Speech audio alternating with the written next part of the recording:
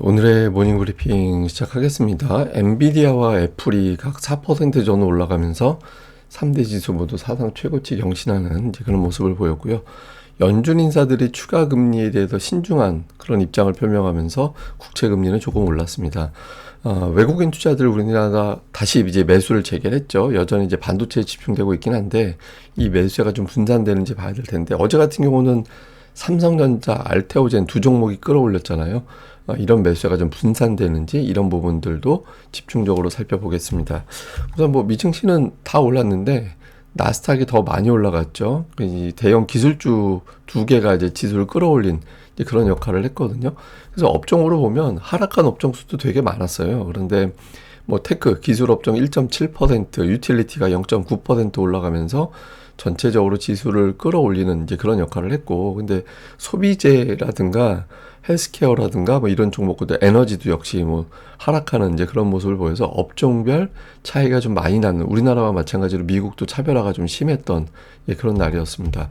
뭐 이슈들을 정리해 보면 이제 미국에서도 뭐 잠시 후에 자세히 설명드리겠지만 그 비자 논란이 좀 제기가 되는 것 같아요. 그래서 일부 기술주라든가 금융업체들 핵심 인력이 조금 빠져나갈 수도 있다. 그렇게 되면 이제 비용이 좀 많이 늘어날 수 있다. 뭐 이런 어떤 우려를 표명하기도 했는데 어쨌든 일부 반영이 되긴 했습니다. 오늘 증시에서. 근데 이건 계속해서 좀 살펴봐야 될 것 같고 정부 셧다운 문제. 이거는 이제 그 의회에서 정부의 어떤 예산안을 승인해 주지 않으면 자금을 써야 되는데 돈을 못 쓰게 되니까 정부가 셧다운 될 수도 있는 거잖아요. 그래서 근데 매년 이게 연례 행사입니다. 이렇게 됐다가 또 풀리고 이게 반복되는 거라서 결국에는 셧다운이 되더라도 뭐 잠깐 그치고 다시 돌아가게 되고 이렇게 되는데 어쨌든 또 뭐 이게 어떻게 돌아가는지 좀 상황 지켜보자 이런 신중론도 있었거든요. 장 초반에는 지수가 좀 하락 출발하는 그런 이유로 작동하기도 했습니다. 그리고 연준 인사들은 이제 금리 인하에 대해서 좀 신중한 그런 태도를 보였는데 라파엘 보스틱이나 알베르토 무살렘이라든가 이런 사람들은 그 인플레이션 우려가 좀 있다. 관세도 있고 해서 인플레이션 우려 때문에 추가 인하하는 건 좀 신중해야 된다. 이런 입장을 표명했거든요.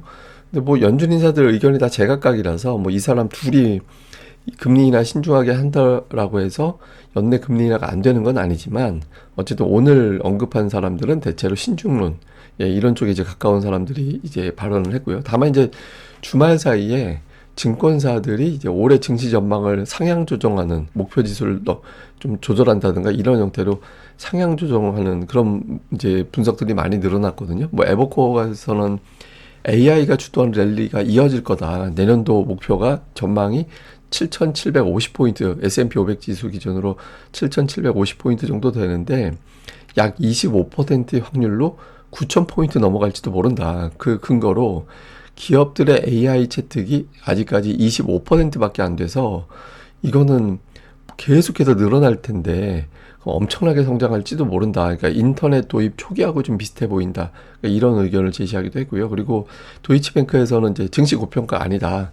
왜냐하면 최근에 금값이 계속 올랐잖아요. 그러니까 금이 올라갔다라는 건 경기 우려를 반영하면서 증시가 올라왔다라는 걸 의미하기 때문에 좀 뭐 고평가 버블 이렇게 이야기할 단계는 아닌 것 같다. 또 이렇게 주장하기도 했습니다. 근데 이제 일부 대형주 빼놓고는 전체적으로 좀 신중함도 있었거든요. 아무래도 파월의 연설, 마이크론 테크놀로지 실적, PC 물가, 그리고 앞서 말씀드렸던 정부 셧다운, 그러니까 이런 이슈도 있다 보니까 이제 특정 종목 몇 개를 제외하고는 전체적으로는 좀 신중한 그런 움직임을 보인 것 같습니다. 뭐 주요 종목들을 보면 엔비디아하고 이제 애플이 하드캐리한 그런 날이었죠. 빅테크에서 올라간 거는 이제 엔비디아, 애플, 테슬라 정도였거든요.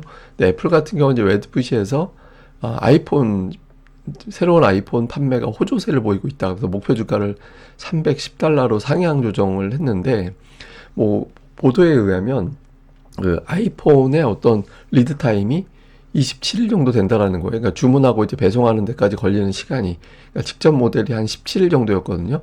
이게 배송 기간이 길어진다라는 거는 그만큼 주문이 많아지니까 그렇게 됐다라는 거잖아요. 그래서 일부 보도에 의하면 애플 측에서 이제 제품 생산, 기본 모델 제품 생산을 30% 늘려라. 이렇게 이제 이야기를 했다라는 겁니다. 그래서 이 효과가 있는 걸로 보이고 또 오늘 엔비디아가 또 급등을 했죠. 그 오픈 AI에 천억 달러를 투자를 한다라는 거예요. 그래서 뭐 전략적 파트너십을 이제 체결하고 천억 달러 투자한다. 근데 이제 10기가와트 규모의 이제 데이터 센터 짓는 거를 지원한다라고 하는데 이게 이제 원전 10기 정도에 해당된다고 합니다. 그래서 근데 이게 되면 칩이 한 400에서 500만 개 정도 들어간대요. 예, 여기에 이제 엔비디아의 칩이. 근데 이게 작년도 생산량의 2배 정도 되는 거라서 그러니까 일부 분석가들은 이게 내년도 이후까지 엔비디아의 실적을 견인할 것 같다. 저 정도 칩을 계속 생산을 해야 되니까 추가로 생산을 해야 되니 내년도 실적도 보장된 거 아니냐. 이렇게 이제 분석을 하기도 했고 그 영향으로 오늘 엔비디아 주가가 이제 급등을 하는 예, 그런 모습을 보였습니다. 그리고 이제 아마존, 뭐 메타, 일부 금융주 같은 경우는 아무래도 이제 새로운 어떤 비자 정책 때문에 핵심 인력이 유출될 수 있고 또는 유출되는 걸 막기 위해서는 추가적인 비용이 들어갈지도 모른다 이런 우려에 좀 하락하는 그런 모습을 보였는데 어쨌든 오늘 메인은 관심은 엔비디아하고 애플이었거든요. 근데 애플 같은 경우는 이틀 상승폭으로는 역대 최대. 그러니까 새로운 아이폰이, 그러니까 이틀 상승, 이제 어떤 이틀 상승이냐. 새로운 아이폰이 판매되기 시작하고 이틀 만에 올라간 폭으로는 역대 최대였습니다. 거의 7% 가까이 올라갔거든요. 그래서 이제 사상 최대 규모로 상승하는 이제 그런 기록을 보여줬다. 이렇게 봐야 될 이런 기록을 보여줬습니다. 근데 일단 비자 논란이 미국에서도 계속 제기는 되는 것 같아요. H1B, 제가 아까 앞에 오타였네요. 하여튼 이 비자 논란이 좀 있는 게 아마존이 한 14,000명? 그리고 이제 주요 빅테크 기업들이 한 4,000명 정도씩 핵심 인력을 저 비자를 통해서 이제 보유하고 있는데 이 사람들이 이탈할 가능성이 있잖아요. 근데 문제는 이제 이 사람들이 해외 쪽으로 빠져나간다. 뭐 영국, 그다음에 중동, 중국 이런 쪽으로 고급 인력을 유치하는 그런 계기가 될 것이고 말을 바꾸면 미국에서는 이제 고급 인력이 빠져나가는 그런 계기가 될 수 있게 되는 거잖아요. 그래서 여기에 대한 어떤 우려가 제기될 수 있다라는 거예요. 그래서 영국에서는 여기에 이제 발맞춰서 일부 비자 수수료를 폐지하는 것을 검토하고 있다. 그러니까 이런 거 타이밍이 좀 맞아 떨어진 것 같다. 이런 어떤 주장들도 나오고 있고, 그 다음에 또 미국 내에서 일부 기업들, 그러니까 뭐 일부 기업은 이게 자기네 기업들에게는 찬스네라고 해서 저 비용을 지불해서라도 일단 유치하려고 하는 그런 움직임들도 일부는 있다라는 겁니다. 그래서 뭐 UBS 이런 데선 뭐 기술 업체들, 금융, 그다음에 서비스 등의 업체들은 이제 핵심 인력을 조달하는 채널로 활용을 했었는데 저게 비용이 저렇게 증가되면 사람들이 빠져나가게 될 가능성이 있다. 그래서 그걸 막기 위해서는 기업들의 비용이 증가가 될 거고 비용이 증가된다라는 거는 판매가를 높여야 되잖아요. 그래서 일부 소비자 판매가에 영향을 줄 가능성도 있다. 뭐 예를 들어서 이런 거죠. 뭐 애플이 만약에 저 사람들을 돈을 지불을 해가지고 고용을 유지하려면 그만큼 비용을 갖다가 아이폰 판매하는데 전가시킬 수도 있는 거잖아요. 그래서 이렇게 전가를 하거나 또는 실적에 영향을 미치게 되거나 뭐 이런 형태로 이제 영향을 줄 수 있어서 그러니까 이 부분에 대해서는 이제 조금 미국의 어떤 발목을 잡는 거 아니냐 뭐 이런 식의 어떤 해석도 일부는 나오고 있는 것 같습니다. 근데 어쨌든 낙관론이 많아요. 그러니까 이제 지난주 4대 지수, 그러니까 3대 지수에다가 이제 러셀 2000 포함해서 이제 4대 지수라고 표현을 하는 건데, 이게 동반해서 사상 최고치 찍고 나면 1년 동안 12개월 후에 봤더니 이제 평균적으로 한 6%더 올랐다라는 거예요. 그리고 상승 확률은 거의 70% 정도 됐다. 예, 그래서 이번에도 결국에는 증시는 결과적으로는 더 올라갈 거다. 이런 낙관론이 있어서, 뭐 미증시에 대해서는 최근에 뭐 여기서부터 피크다. 이런 주장은 일부 더 올라갈 거다라는 통계라든가 분석가들의 이제 전략 수정은 이제 계속해서 이어지는 그런 모습들이 나오고 있습니다. 근데 그럴 만한 게 M7 주가, 그러니까 빅테크 주가는 최고치를 계속 경신해 나가고 있거든요. 근데 이게 12개월 예상 실적을 적용한 PE를 따져놓고 보면 예상 밸류 이제 예상 퍼를 따져놓고 보면은 예전에 어떤 한 35배 가까이 올라갔었는데 그때 이제 피크 맞고 내려오고 했던 자리가 한 35배 정도였는데 지금 31배 정도밖에 안 돼요. 그래서 뭐 아직까지는 추가 상승 여력이 충분히 있는 거 아니냐. 그리고 기업들의 실적 추정치가 계속 상향 조정되고 있는 상태라서 지금으로서는 뭐 버블 이야기할 단계는 아닌 것 같다. 그래서 빅테크 주도의 추가 상승 가능성이 높다. 이런 식의 주장이 계속해서 나오고 있습니다. 자, 우리 증시는 저 박스권 횡보 이후에 매물 소화를 하고 계속해서 또 신고가 경신하는 그런 모습들이 나오고 있잖아요. 그러니까 예전에 이런 패턴이었거든요. 그러니까 2020년 코로나 때 보면 지금의 어떤 이 박스권 이후에 올라갔듯이 예전에도 이런 박스권 매물수가 올라가고 또 박스권 나오고 올라가고 이런 패턴이 반복됐었거든요. 그 이후에는 좀 하락하는 게 거칠게 나오는 그런 조정 이후에 또 강하게 올라가고 이런 패턴이 나와요. 그래서 박스권 상승, 박스권 상승, 그 다음에 거칠게 눌렀다 올라가고 눌렀다 올라가고 이런 패턴이 반복이 되면서 계속 밀고 올라가는 그런 형태가 나왔었습니다. 그래서 지금 같은 경우는 1차적으로 매물 소화가 됐기 때문에 탄력이 좀 붙어 있는 그런 상태다. 이렇게 좀 봐야 될 것 같고, 코스닥 같은 경우는 계속해서 좀 탄력이 있죠. 그래서 이제 종가가 고가 수준으로 계속 움직이는 그런 형태가 나오고 있는데, 다만 이제 문제는 뭐냐면 지수는 가파르게 올라가는데 그 빨간색 ADR은 꺾이고 있잖아요. 이게 무슨 얘기냐? 지수는 오른데 하락 종목 수가 더 많다. 그러니까 이런 형태가 이어지고 있다라는 거죠. 그래서 아직 뭐 과매도권까지는 또 아니기 때문에 와 하고 이제 전체적으로 확 이제 다시 상승 종목이 압도적으로 많은 날이 이어지는 그런 단계는 아니긴 한데, 이거는 그냥 그렇다고 해서 계속해서 하락 종목이 많은 날만 이어지는 건 아닙니다. 제가 이제 치고받고 퐁당퐁당 그런 표현을 드렸잖아요. 그러니까 상승 종목이 많은 날이 섞일 수 있다. 그러니까 지금은 ADR이 올라가는 사이클이 아니기 때문에 상승 종목이 많은 날도 간간히 자주 섞일 수 있습니다. 그래서 이제 뭐 이게 계속해서 뭐 전원장이 이어질 거다 이렇게 보기는 좀 어려운 그런 상황. 그래서 코스닥도 간간히 좀 좋은 장이 이제 좀 섞여 있을 거다 이렇게 보면 될 것 같습니다. 근데 어쨌든 수급이 그렇게 나쁘진 않아요. 그러니까 코스피 같은 경우는 외국인 기관이 계속해서 이제 매수해 나가는 그런 형태고, 개인 투자자들이 매도하는 거잖아요. 지난주 금요일만 개인이 좀 튀게 매수했는데, 저거는 아무리 봐도 제가 이제 설명드렸던 게 맞는 것 같아요. 그러니까 FTSE 리밸런싱으로 추정이 된다. 근데 그거 외에는 전날 이렇게 외국인들이 팔 이유가 없었던 걸로 보여지거든요. 그래서 현재 코스피의 수급은 외국인들이 주도한다 이렇게 이제 보면 될 거고, 다만 이제 막 1조 원씩 매수하고 그런 단계는 지나간 것 같아요. 1조 원씩 매수하고 그런 단계는 지나가서 이제 특정 종목에 집중하는 그런 형태가 좀 이어지는 것 같고, 코스닥 같은 경우는 이제 연기금이 꾸준하게 매수하는, 이제 지속적으로 매수하는 주체가 연기금이 되고 있다라는 것도 되게 특이한 거거든요. 그래서 연기금 최근 들어서 반도체 쪽에 많이 집중하고 있던데, 혹시 연기금 쪽에서 다른 업종을 또 추가로 매수하는지 이 부분은 좀 살펴봐야 될 것 같습니다. 근데 아직까지 좀 고점이라고 보긴 좀 애매한 게, 이게 제가 가끔 한 번씩 보여드리는 차트인데, 코스피 PBR 밴드가 이제 보통 올라가면 평균적으로 한 1.7배? 1.7 정도? 왔다 갔다 1.6에서 1.7 정도까지는 밀고 올라갔거든요. 가장 조금 올라간 게 1.3. 코로나 국면에서 이제 PBR 1.3 정도에서 피크가 나왔었어요.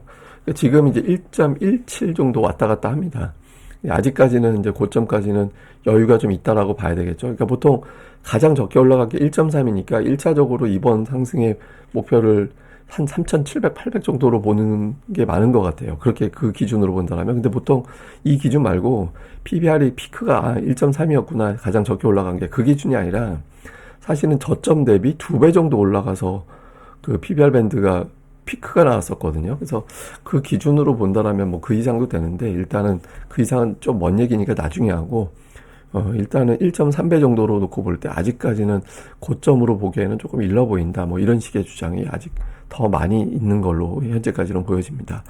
자, 좀 요약을 좀 해보면, 고평가 논란에도 불구하고 월가는 계속해서 미국 주식시장 전망을 상향하고 있습니다.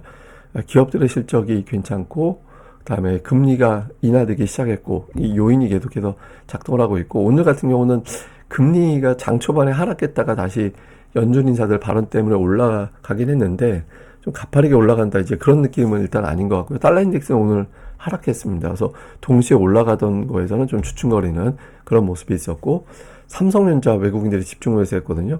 그 블룸버그에서 삼성전자 주가 강세를 또 따로 이제 분석 기사로 냈더라고요. 그래서 어제 삼성전자가 많이 올라간 것도 뭐 화제다 이렇게 하면서 뭐 올해 외국인들이 뭐 얼마를 매수했고 막 이런 것들이 좀 분석하는 기사가 좀 다양하게 나왔거든요. 그래서 좀 주목을 많이 받고 있구나라는 걸 다시 한번 보여줬고, 그다음에 이제 반도체와 대형 제약, 그냥 뭐 삼성전자하고 알테오젠이죠. 뭐 두 종목이 어제 지수를 끌어올렸는데, 오늘도 그대로 적용되기보다는 조금 다른 쪽으로 분산될 가능성도 있거든요. 그래서 어느 업종 쪽으로 분산이 되는지, 그러니까 주도주 말고 이제 보조 주도주가 어떤 게 되는지를 또 확인해 볼 수 있는 기회가 될 수 있거든요. 그래서 이런 부분들도 계속해서 이제 주목해 보도록 하겠습니다.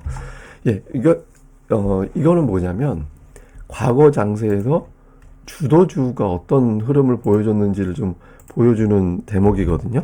그래서 이제 그 2020년도 그때 2020년도가 아니라 2003년도 그때 이제 중국이 제조업을 전 세계에서 유치를 할 때 중국이 우리는 전 세계 공장을 다 중국에서 만들어서 경제의 어떤 강국이 될 거야. 그때 목표로 하면서 엄청나게 이제 중국이 경기 부양을 했잖아요. 그때 원자재 그리고 원자재를 실어 나르는 산업 그러니까 철강, 해운, 조선 이런 것들이 어마어마하게 폭등을 하던 그런 시기입니다. 그래서 그때 당시에 근데 이 종목군들만 집중적으로 올라서요. 나머지는 어설프게 올라가고 그 다음에 리먼 사태 이후에 기아차가 10배 올라갔거든요. 그러니까 미국의 자동차 이제 파산 보고 막 가고 막 그럴 때잖아요. 예, 그러면서 살아남은 어떤 기업들의 어떤 신흥시장 쪽에 주문이 집중되면서 기아, 현대차가 그때 큰 폭으로 올라갔죠. 그때 토요타도 기회를 잡을 뻔했는데 미국에서 계속 막 이거 브레이크 문제 있어, 뭐 문제 있어 막 그래가지고 리콜 사태 벌어지고 막 그랬거든요. 그래서 다른 종목도 그때는 많이 올라가긴 했지만 특정 종목 몇몇 개가 상승폭이 두드러지게 컸던 그런 시기였죠. 코로나 때는 이제 사람들이 집에 있어서 인터넷만 할 거다. 그러니까 이런 것 때문에 카카오 주가가 더 두드러지게 그때 그 시기에 또 다른 업종들에 비해서 많이 올라갔잖아요. 그래서 보통 이렇게 강세장에는 특정 종목이 주도를 하고 나머지는 좀 어설프게 따라가고 그러니까 이런 특성이 있는 게 과거에도 계속 우리나라 유행이었어요. 그래서 이런 어떤 패턴이 계속 반복되고 있는 거니까 주도주와 보조 주도주를 잘 구분해서 이제 가고 나머지 쪽은 저평가 종목은 이제 적절한 비율로 좀 포트폴리오 일부러 좀 가져가고 이렇게 이제 분산해 놓지 않으면 조금 난감할 수 있으니까 항상 수급이 어떤 형태로 변화가 되는지 현재 어떤 게 강한지 이런 것들을 잘 살펴보는 게 중요할 것 같습니다. 예, 그럼 오늘 하루도 잘 보내시고요. 저는 다음에 뵙겠습니다. 이 방송 구독하기와 좋아요 꼭 좀 부탁드립니다. 감사합니다.